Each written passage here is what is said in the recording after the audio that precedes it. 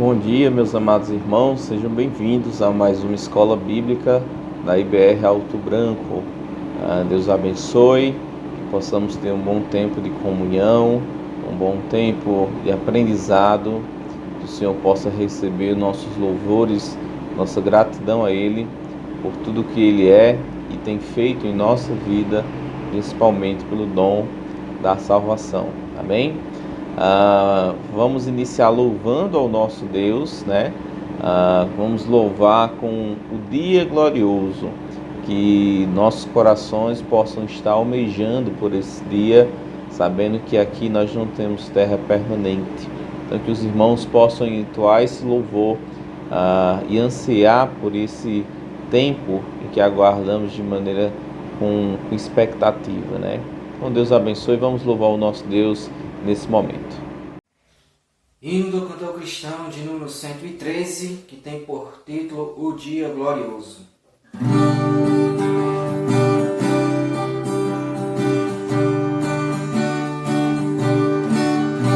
Regozijai-vos, sim, ó crentes, o Senhor não tardará. Já veio o dia muito glorioso em que Cristo voltará. Ó dia triunfal de Cristo, quando lá no céu descer, estejamos prontos, jubilosos, o Senhor a receber. Regozijai-vos, sim, ó crentes, o Senhor não tardará.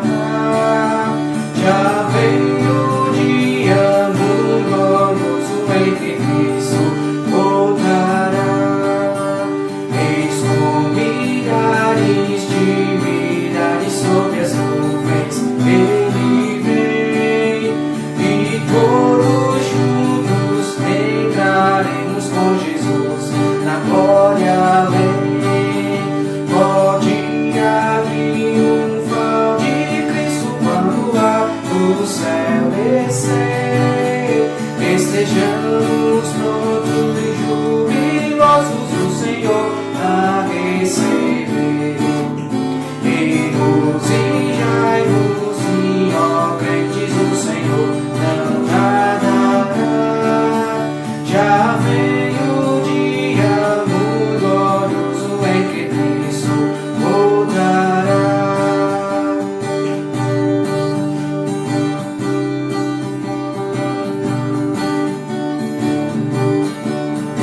Então será glorificados nos inimigos o Senhor, e o mundo ficará pasmado vendo a Cristo em seu fulgor. Ó dia triunfal de Cristo, quando lá do céu descer, estejamos prontos, jubilosos, o Senhor a receber. Regozijai-vos, sim, ó crentes, o Senhor não tardará. Já veio o dia muito glorioso em que Cristo voltará.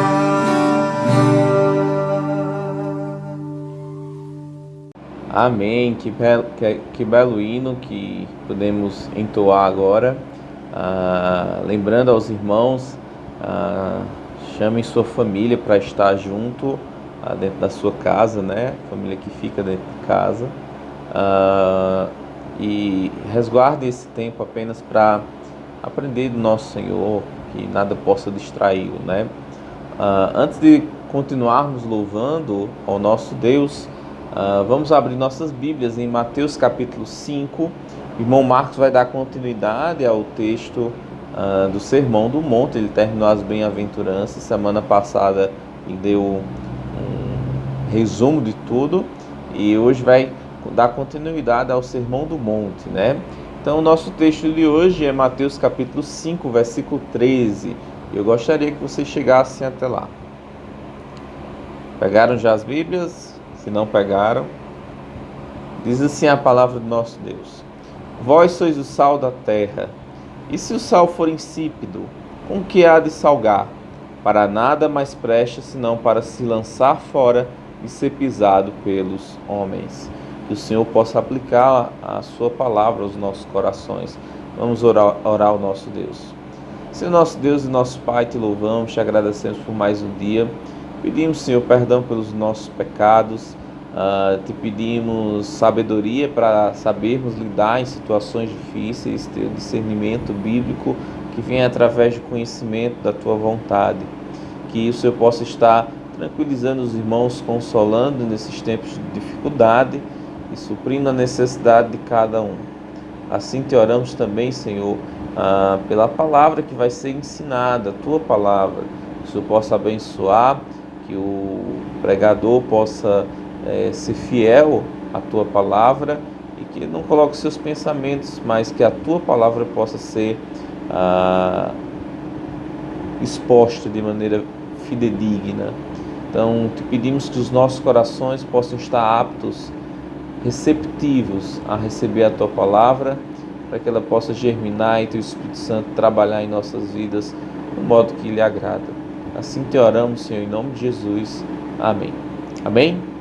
Vamos continuar louvando ao nosso Deus, agora com outro louvor, que tem por nome Santo Lugar. Então vamos louvar o nosso Deus nesse tempo. E logo após teremos o estudo da palavra do nosso Deus. Deus abençoe. Graça e paz, amados. Iremos entoar o louvor que tem por título Santo Lugar. Os irmãos podem meditar na letra. Em 1 Coríntios, capítulo 2, versículo 9, diz: Mas, como está escrito, nem olhos viram, nem ouvidos ouviram, nem jamais penetrou em coração humano o que Deus tem preparado para aqueles que o amam.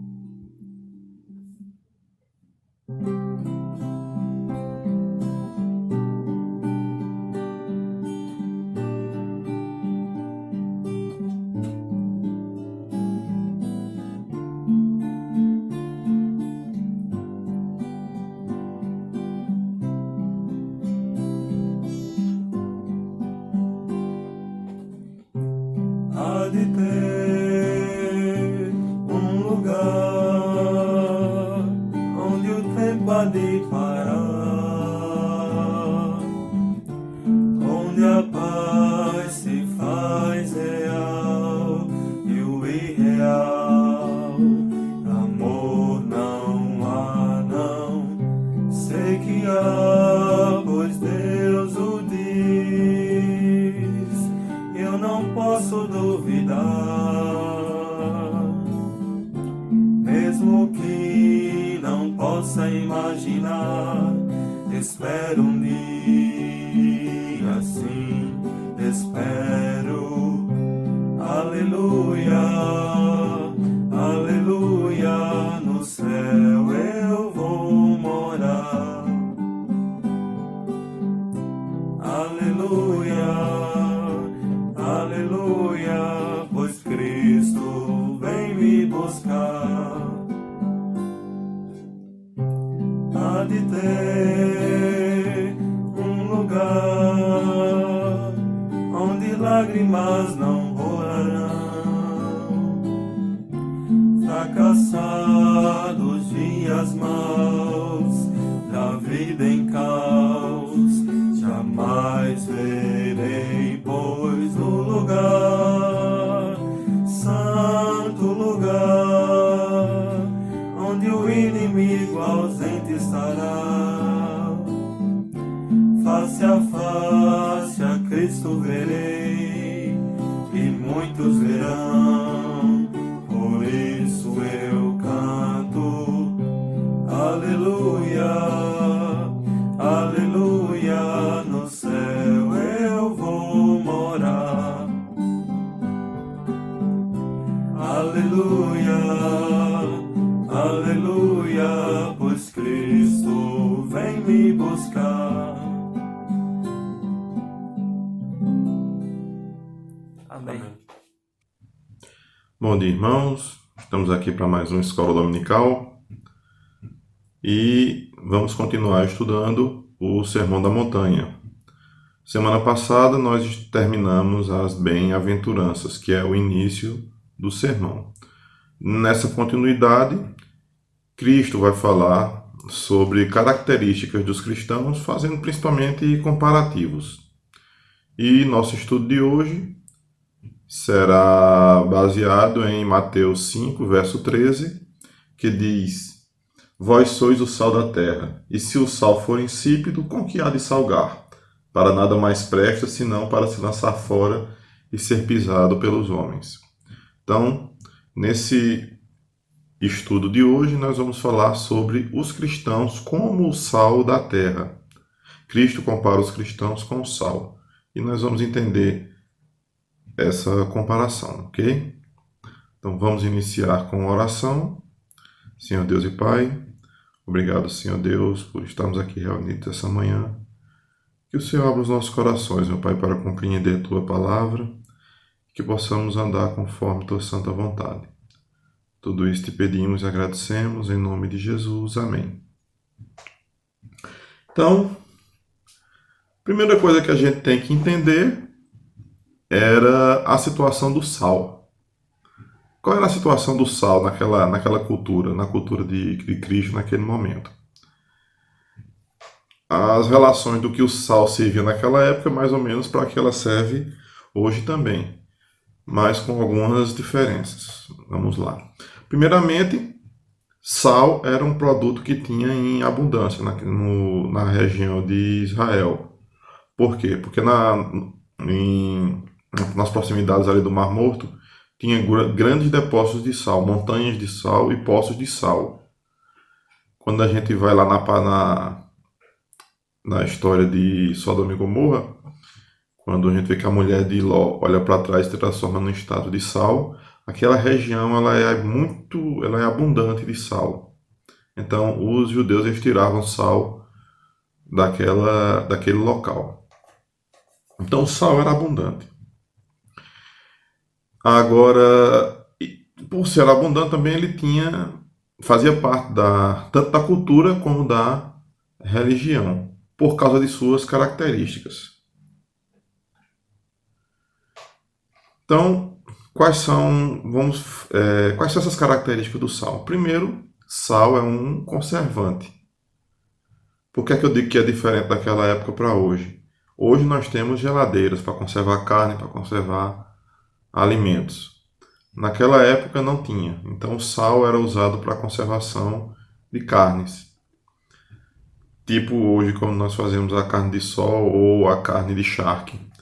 A carne salgada ela dura muito tempo armazenada porque o sal tira o líquido da água, ele seca a carne e mata as bactérias. Então, conserva a carne por mais tempo. Então, o sal é um conservante. Também o sal é um tempero. O sal serve para dar sabor. Quem tem problema de pressão alta, que é meu caso, a gente tem que comer com pouco sal ou sem sal nenhum, dependendo da situação, né? E se alguém não comeu, teste comer sem sal e você vai ver que é uma coisa muito ruim, comida sem sal. Então, sal é um tempero. Acho que foi um dos primeiros temperos que surgiram e é um dos principais, né? Churrasco, por exemplo, você só precisa de sal, não precisa de mais nada. Então, sal é um tempero. E também ele é um elemento na cultura, na lei, também na religião, ele era um elemento de purificação. A gente vai ver isso daqui a pouco citando os versículos. E como também o sal era um sinal de desolação. A gente também vai ver isso com os versículos lá na frente, ok? Então, quando Jesus faz esse comparativo da igreja com o sal, ele está falando sobre fazer uma diferença. O sal faz diferença para conservar. O sal faz diferença para dar sabor. Então, os cristãos têm que fazer uma diferença. E o sal só serve para alguma coisa se ele salgar. Um sal que não salga não serve para ser comida. Não serve para ser alimento, para ser colocado no alimento. Então, o sal ele tem que fazer uma diferença. Como eu falei, a questão da desolação, quando as cidades, alguma cidade inimiga, ela era destruída, eles salgavam o chão, eles jogavam sal no solo, era um sinal de desolação, era um sinal de que aquela cidade não serviria para mais nada. Por quê? Porque o sal impediria até a vegetação de crescer. Você jogar sal na terra, a vegetação não cresce. Por isso que nas mediações do mar, ali da região do Mar Morto, também nas praias, você, naquela faixa da frente não tem vegetação, porque o sal ele torna a terra árida. Então, esse é um dos sinais. E em Juízes 9:45, ele coloca: E Abimeleque pelejou contra a cidade todo aquele dia, e tomou a cidade, matou o povo que nela havia, e assolou a cidade, e a semeou de sal. Jogando sal ali, vegetação não ia nascer de novo. Então aquela cidade não serviria para mais nada. Não poderia ser reconstruída, porque você não poderia plantar para se manter. Então tornava aquele terreno inútil. Em Sofonias 2:9 diz: Portanto, tão certo como eu vivo, diz o Senhor dos Exércitos, o Deus de Israel, Moabe será como Sodoma e os filhos de Amon como Gomorra, campo de urtigas e poços de sal, a desolação perpétua. O restante do meu povo os saqueará e o restante do meu povo os possuirá. Então, como eu falei na história de Sodoma e Gomorra e da mulher de Ló se transformando no estátua de sal, aquela região, não sei se já era assim antes, mas provavelmente depois, aquela região criou grandes depósitos de sal que tornou inviável viver naquele local. Virou o poço de sal, era o local onde eles iam retirar sal para ser usado nas atividades diárias. Mas como eu falei também, o sal também tem um sentido de purificação. Ele fazia parte da aliança. Em Levítico 2:13 diz assim: E todas as tuas ofertas dos teus alimentos temperarás com sal, e não deixarás faltar à tua oferta de alimentos o sal da aliança do teu Deus. Em todas as tuas ofertas oferecerás sal. Então, as ofertas de sacrifício que eram feitas tinham que ser temperadas com sal, porque o sal tinha essa característica de conservação. Então, como o sal, como o alimento em si, ele não degenera, o sal não tem prazo de validade, apesar de você ver lá o prazozinho de validade, mas ele não tem prazo de validade, e da mesma forma ele conserva. Então, isso é um paralelo do sal com a palavra de Deus, com a promessa de Deus, que a promessa de Deus não se extingue, a promessa de Deus não se degenera, que a promessa de Deus é eterna. Então esse é no sentido. Então o sal tinha esse sentido também de purificação e preservação. Então os sacrifícios feitos deveriam ser temperados com sal. Em Ezequiel 43:24 diz: E oferecê-los-ás perante a face do Senhor, e os sacerdotes deitarão sal sobre eles, e oferecê-los-ão em holocausto ao Senhor. Só confirmando o versículo de Levítico, em Ezequiel falando dos sacrifícios que deveriam ser temperados com sal. E em 2 Crônicas 13:5 diz: Porventura não vos convém saber que o Senhor Deus de Israel deu para sempre a Davi a soberania sobre Israel, a ele e a seus filhos, por uma aliança de sal. Então, a promessa que Deus fez a Davi, ele coloca que foi uma aliança de sal. Nesse sentido, sal preserva, o sal é uma coisa sem degeneração. Então, o sal, a promessa de Deus não se degeneraria, a promessa de Deus não seria invalidada. A promessa de Deus seria eterna. Então era uma aliança de sal. O sal representava essa permanência e durabilidade da promessa do Senhor. Então era nesse sentido. Então, e voltando agora também nesse sentido de preservação, no sentido de sabor, também tem que dar gosto. O sal tem que dar sabor, o sal tem que dar gosto. Em Jó 6, verso 6, diz assim: Ou comer-se-á sem sal o que é insípido, ou haverá gosto na clara do ovo. Se você vai comer alguma coisa que não tem gosto sem sal, você não vai. O sal é o que vai dar o gosto. Então, até essa questão de tempero, o sal também tem essa finalidade. Então, o sal tem essa finalidade de desolação, tem essa finalidade de desolação, de esterilização de terra, da terra, tem a finalidade de preservação, tem a finalidade de temperar. E como tem essa questão de purificação também, aí ele dá a ideia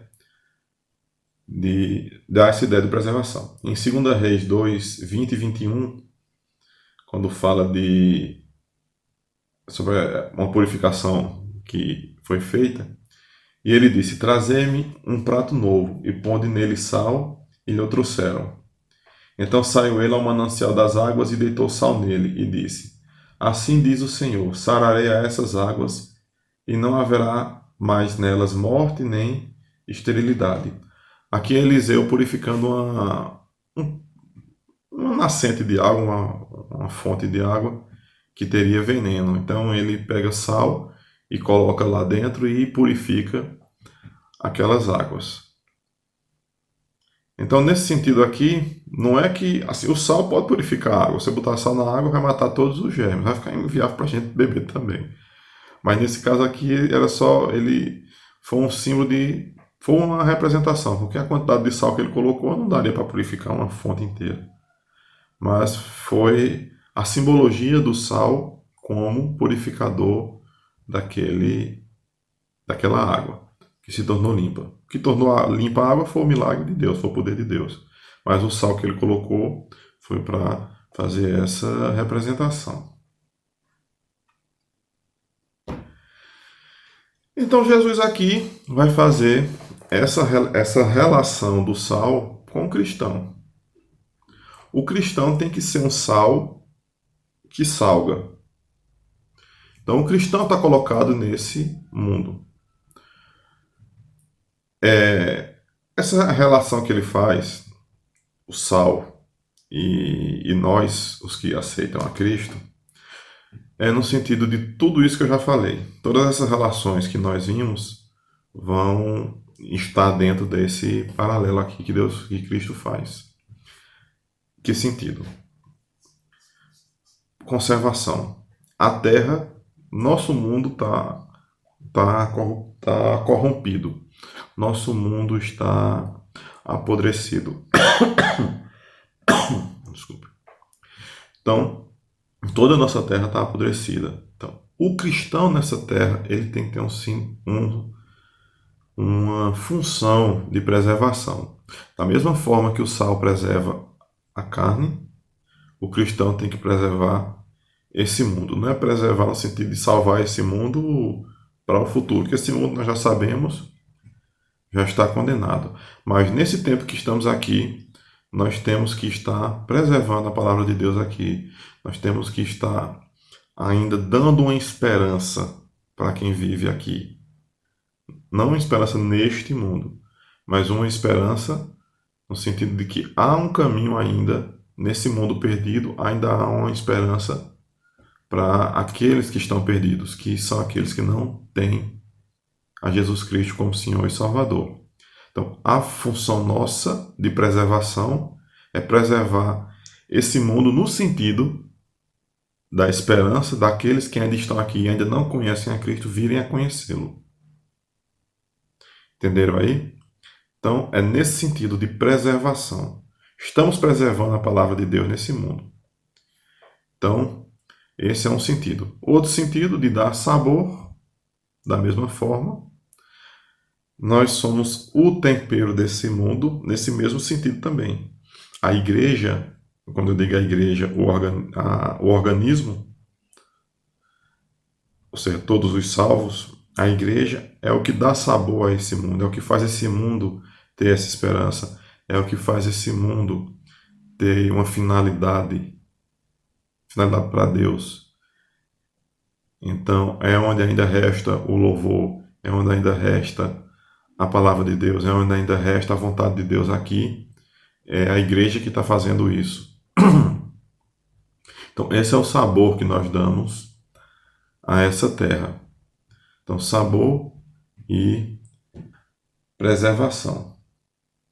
Então, quando a igreja for retirada, isso vai acontecer lá no arrebatamento, então esse mundo tende a apodrecer de vez, o que vai demandar a tribulação e a grande tribulação, culminando com a volta de Cristo. E aí esse mundo vai, lá na frente, será desfeito, porque ele já está corrompido. Então, temos esse sentido, esse sabor, essa preservação que a igreja tem que estar, que o cristão tem que ser. Mas e se o sal não der gosto? E se o sal for insípido? O que é que acontece? Essa relação, ela é mais... Procurei em vários locais e todos dizem mais ou menos a mesma coisa. Essa questão dessa relação do sal com a desolação, esse sal, com a questão do sal que não tem gosto, o que eu encontrei é que nesses depósitos de sal que havia lá na proximidade do Mar Morto, esses poços de sal, as camadas superiores do sal elas não serviam para consumo, elas tinham muitas impurezas, dentre elas gipsita. Então esse sal não servia para tempero, não servia para colocar nos alimentos porque ele era contaminado. Então o que é que se fazia com esse sal? Se jogava no chão, no solo, para quando chovia, estava molhado, ele jogava. Como se joga areia hoje para evitar do povo estar escorregando na água. Então eles jogavam sal. E nas trilhas, eles colocavam esse sal para que na trilha não nascesse nenhuma vegetação. Então esse sal que não tinha gosto, esse sal que era insípido, esse sal que era impuro, ele só servia para ser pisado. Ele era jogado no chão para o povo pisar sobre ele. Era nesse mesmo sentido, provavelmente esse mesmo sal é o que era usado para jogar nas cidades. Ele lançava esse sal nas cidades. A gente não sabe também se esse sal que era lançado nas cidades era grandes quantidades para que não nascesse nada mesmo, ou se era somente uma representação, ou seja, era só uma figura para mostrar que aquele solo, aquela terra estava amaldiçoada, estava improdutiva a partir dali. Então, esse sal tinha essa finalidade, esse sal que não prestava para nada. E aquele sal que era puro, tinha boa qualidade, esse sim era levado para ser usado para os alimentos, é o que era usado no serviço do templo, do tabernáculo depois do templo, era o sacrifício que era usado para temperar os sacrifícios. Então, esse sal que dá sabor é o que o cristão deve ser. Em Lucas 14:34, ele diz: Bom é o sal, mas se o sal degenerar, com que é que se há de salgar? É nesse mesmo sentido. Se o sal não der gosto, ele não serve para quê? A gente vai salgar com o quê se esse sal não serve? Esse sal não presta. Em Marcos 9:49 e 50, ele diz: Porque cada um será salgado com fogo, e cada sacrifício será salgado com sal. Bom é o sal, mas se o sal se tornar insípido, com que o temperareis? Tende sal em vós mesmos, e paz uns com os outros. O salgado com fogo é no sentido da purificação. Será salgado por fogo, e o sacrifício será salgado com sal. Esse sal é no sentido de purificar. Como o fogo purifica, o sal purifica. Então, que cada um seja purificado. E que tenhamos sal em nós mesmos. Ou seja, que nós mesmos nos purifiquemos. Que nós mesmos nos adequemos à vontade e à palavra de Deus. Então, tende sal em vós mesmos. Porque ele coloca aqui. Então, a gente tem que procurar buscar esse caminho de purificação. E paz uns com os outros. Nós devemos viver em paz com nossos irmãos. Nós devemos buscar harmonia uns com os outros. E Colossenses 4:6 diz: A vossa palavra seja sempre agradável, temperada com sal, para que saibais como vos convém responder a cada um. Então, que a palavra da gente, quando a gente for falar, quando a gente for pregar, aconselhar, admoestar, que a nossa palavra seja temperada com sal, que ela tenha esse sentido purificador, que ela tenha esse sentido de preservação, que ela tenha sabor, que ela não seja uma palavra agressiva, que ela não seja uma palavra dura, mas que seja uma palavra suave, que admoeste e que cumpra o seu objetivo. Quando a gente pregue, que leve a palavra de Deus e que ela seja aceita. Quando a gente admoesta, que aquela pessoa aceite a admoestação. Lembre que a palavra branda acalma o furor, mas a palavra dura suscita a ira. Então, que cada um possa fazer da forma correta. Então, nesse sentido do sal, o cristão verdadeiro é aquele que salga, é aquele que dá sabor, é aquele que preserva, é aquele que faz o papel do que o sal tem que fazer na situação real, que purifica. E o cristão que não faz a vontade de Deus, então esse é o sal que é impuro, é o sal que é insípido, é o sal que não tem gosto. Esse sal é meramente para ser lançado no chão para que os homens pisem. Ele não serve para Deus. Ele não serve para purificar o sacrifício. O sacrifício de Deus já foi feito, que foi enviar seu Filho amado Jesus Cristo para ser morto, crucificado, morto, e ressuscitasse e com isso nos desse a sua salvação. Então, o sacrifício é esse. Então, nós temos que honrar esse sacrifício com a função de purificar esse mundo, de salgar esse mundo, de dar sabor a esse mundo, de preservar esse mundo. Quem não aceita esse sacrifício, que não anda segundo essa vontade de Deus, será lançado para ser pisado pelos homens. Entendemos aqui? Então, essa é a relação que Jesus Cristo faz dos cristãos com o sal. Que nós possamos ser um sal que dá sabor. Que nós possamos ser um sal que preserva e purifica. Amém? Então vamos orar. Senhor Deus e Pai, obrigado, Pai, por Tua palavra. Que possamos ser sal nesse mundo, Senhor Deus. Que possamos fazer a diferença, meu Pai. Que possamos dar esperança a esse mundo de que Jesus Cristo é o Senhor e Salvador, meu Pai eterno. E que aqueles que não Te conhecem ainda possam vir a Te conhecer e que cada um possa trabalhar nesse sentido. Por tudo isso Te pedimos e agradecemos em nome do nosso Senhor Jesus Cristo, Teu Filho amado. Amém. Amém. Graças a Deus por mais um tempo de aprendizado que tivemos na Sua palavra. Convido vocês a semana que vem estarem presentes novamente para aprender mais na continuidade do Sermão do Monte, que possamos estar cada vez mais nos aperfeiçoando em conformidade à imagem de Cristo, né? Convido também você hoje à noite para estar conosco cultuando ao nosso Deus nessa transmissão às 6:30 da noite, dando continuidade sobre a revelação de Deus. Então vai ser um tempo muito bom, muito de aprendizado, que os irmãos não percam, né? Então 6:30, logo mais estaremos estudando novamente a palavra do nosso Deus. Tenham uma ótima tarde, um bom almoço logo mais, e que Deus possa estar abençoando cada um dos amados. Deus abençoe, tenham um ótimo domingo e até logo mais. Deus abençoe.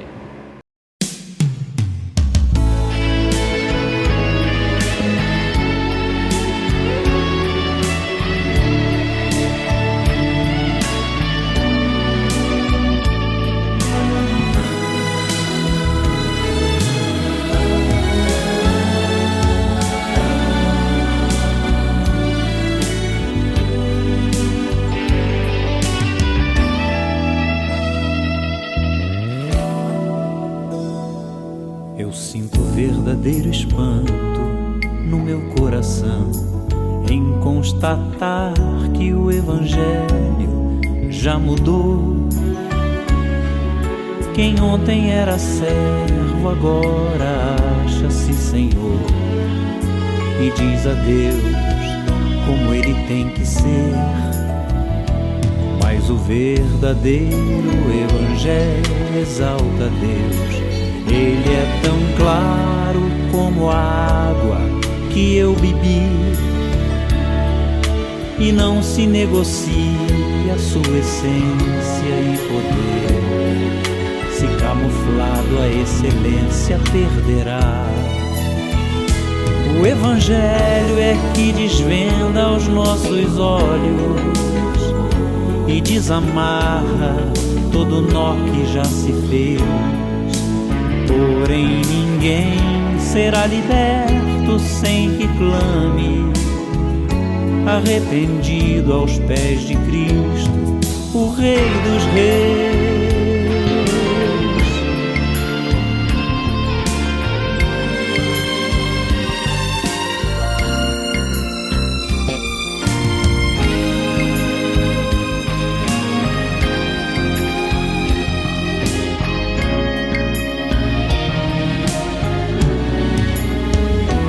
O Evangelho mostra o homem morto em seu pecar, sem condições de levantar-se por si só, a menos que Jesus, que é justo, o arranque de onde está e o justifique, o apresente ao Pai.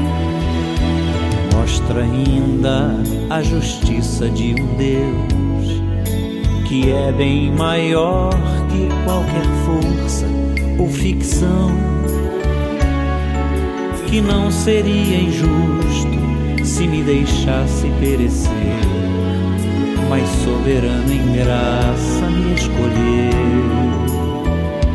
E é por isso que não posso me esquecer, sendo seu servo não lhe digo o que fazer, determinando ou marcando hora para acontecer o que sua vontade mostrará. O Evangelho é que desvenda os nossos olhos e desamarra todo nó que já se fez.